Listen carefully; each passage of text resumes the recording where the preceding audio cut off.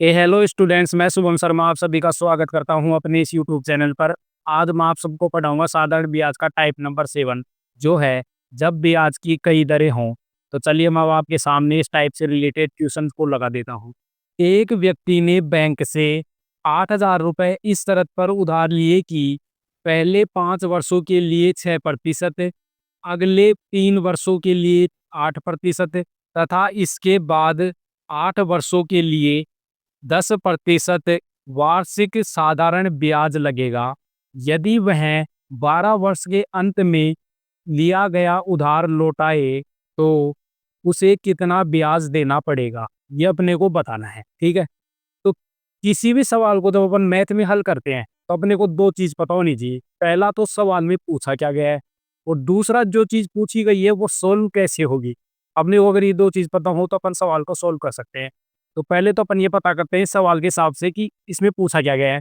अपने से इसमें पूछा गया है कि ब्याज कितना लगेगा, यानी ब्याज पूछा गया है। ठीक है, तो ब्याज को अपन इंग्लिश में बोलते हैं इंटरेस्ट, यानी आई। ठीक है जी, आई।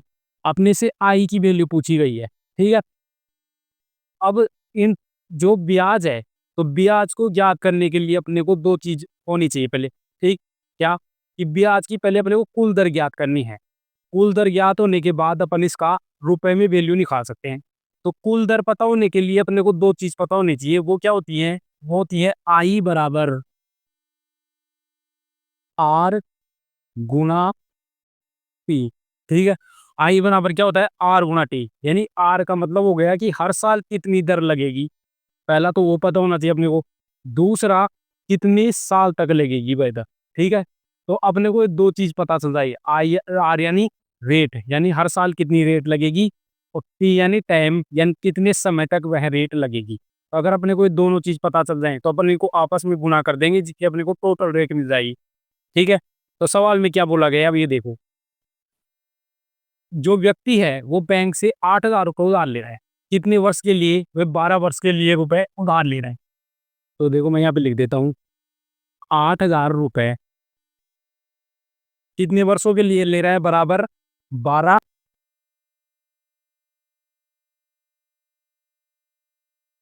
वर्ष के लिए। ठीक है, 12 वर्ष के लिए 8,000 रुपये उधार लिए है। ठीक है, तो उसमें शर्त लगाई गई है क्या, कि जो पहली शर्त है वो कितनी है? वो है कि 6% दर लगेगी हर साल की।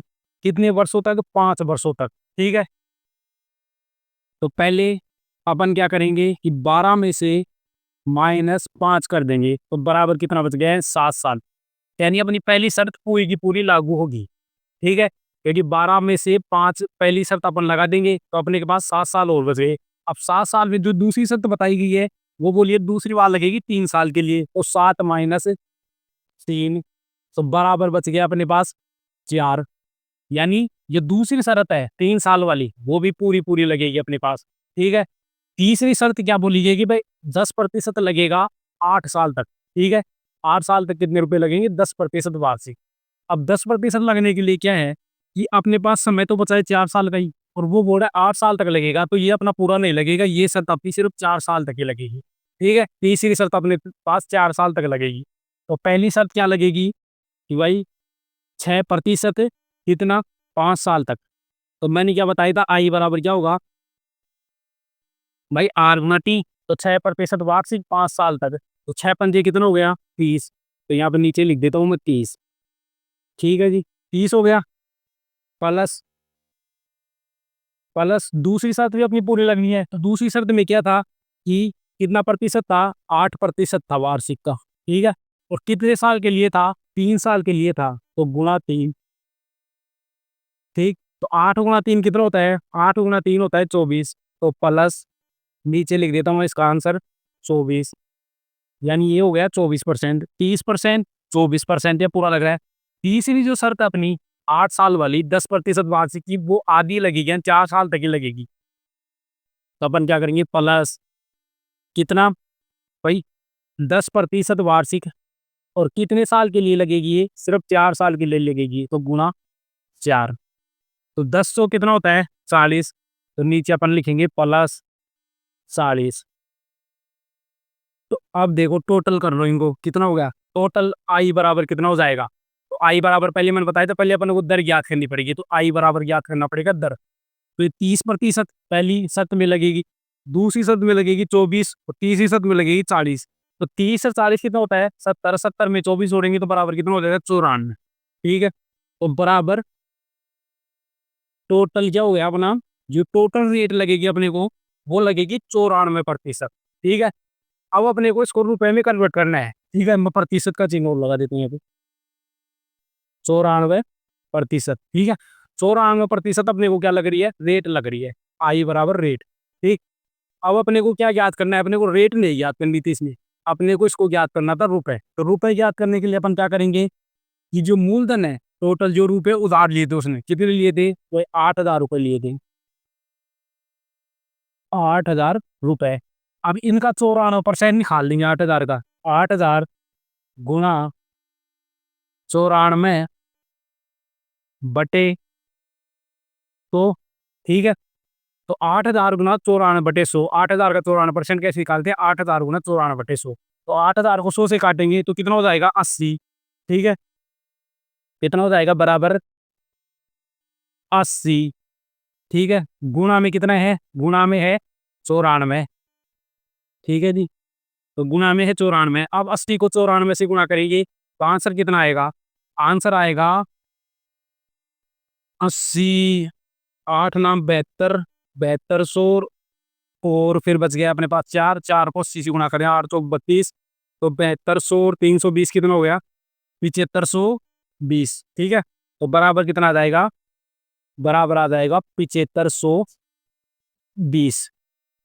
ठीक, 7520 रुपए ब्याज के लगेंगे। तो चलिए अब अगला सवाल देखते हैं। किसी धनराशि पर पहले 2 वर्षों के लिए 4%, अगले 4 वर्षों के लिए 6% और इससे अधिक समय के लिए 8% वार्षिक ब्याज जोड़ा जाता है। यदि 9 वर्षों का कुल साधारण ब्याज 1120 रुपए है तो वह धनराशि ज्ञात कीजिए।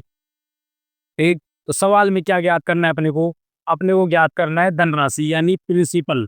ठीक है, प्रिंसिपल अपने को ज्ञात करना है।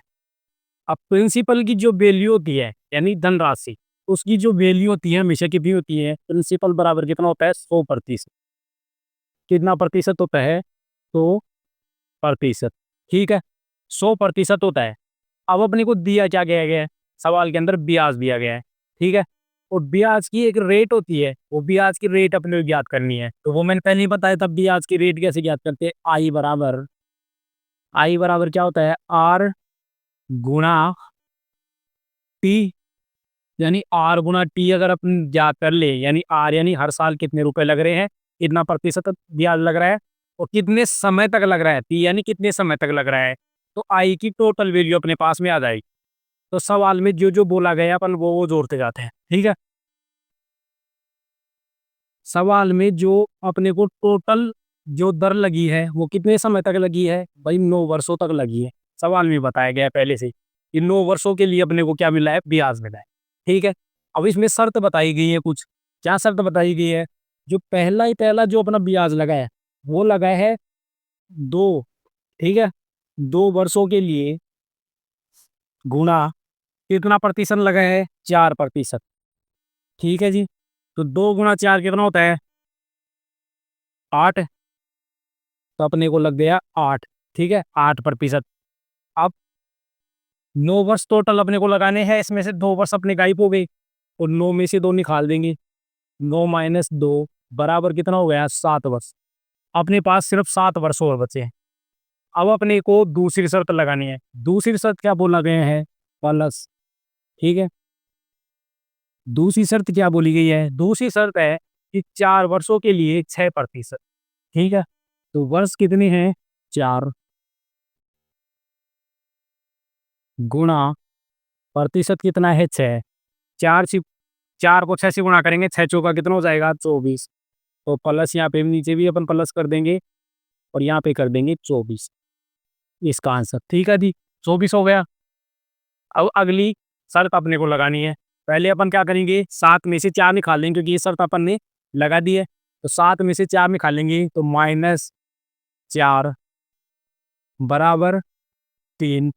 ठीक है, यानी अब अपनी सब 3 वर्षों के लिए लगेगी अगली शर्त। अगली शर्त अपनी क्या थी? अगली शर्त थी कि जो अधिक समय जो भी होगा, इसके लिए अपने को कितना चार्ज किया जाएगा? हर वर्ष का 8%। ठीक है? तो अपन क्या करेंगे? यहाँ पे करेंगे प्लस, ठीक है? वर्ष कितने हैं? 8, नहीं प्रतिशत है 8 और वर्ष कितने हैं? गुणा 3। तो 8 गुणा 3 कितना आया आपका? 24। ठीक है? तो प्लस यहाँ पे भी आ जाएगा 24। तो आई की टोटल रेट कितनी आ गई? देखो, ये जो नीचे आ रही है टोटल रेट, ये रेट है। पहली शर्त में अपने को 8% रेट मिली है। दूसरी शर्त को पूरा होने पर अपने को कितना मिला है? 24%। और तीसरी पर भी कितनी मिली है? 24%। ठीक है? तो अपन जोड़ देंगे इन सबको। तो 24 और 24 कितना होता है? 48, और 48 में 8 जोड़ेंगे तो कितना होगा? 48 और 8 कितना होता है? 56। तो बराबर अपने को टोटल रेट कितनी मिली है? 56%। तो आई बराबर तो अपने को पता चल गया भाई 56% है। अब अपने को ब्याज दिया गया है रुपए में और अपने को मूलधन याद करना है, और मूलधन अपने को पता है कि बस 100% होता है। तो अपन क्या करेंगे कि ब्याज कितना दिया गया है? अपने को ब्याज रुपए में दिया गया है 1120 रुपए।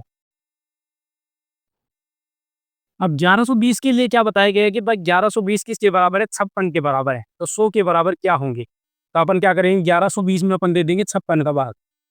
ठीक है? 1120 में अपन दे दिए 56 का भाग और गुणा कर देंगे अपन 100 से, ताकि अपने को 100 के बराबर क्या होगा वो पता चल जाएगा। ठीक है जी? तो 1120 में अपन देंगे 56 का भाग। तो 56 को देखो 50 दूनी 100 और 6 दूनी 12, यानी 1100, 50 दूनी 100 और 6 दूनी 12, यानी 112। 112 के आगे 1 जीरो लगाएंगे तो 1120 हो जाता है, यानी 20 से पूरा पूरा कट जा रहा है ये 56 और 1120। ठीक है? अब 20 को अपन क्या करेंगे? 100 से गुणा कर देंगे, तो बराबर 20 गुणा 100। ठीक है? तो 20 को 100 से गुणा करेंगे तो बराबर कितना आ जाएगा? बराबर आ जाएगा 2000। ठीक है? तो 2000 रुपए वह क्या है? धनराशि है। ठीक है? इस वीडियो को पूरा देखने के लिए आप सभी का बहुत बहुत धन्यवाद। मिलते हैं किसी नेक्स्ट वीडियो में किसी नेक्स्ट टॉपिक के साथ। तब तक के लिए अपने सपनों को पूरा करने के लिए मेहनत करते रहिए।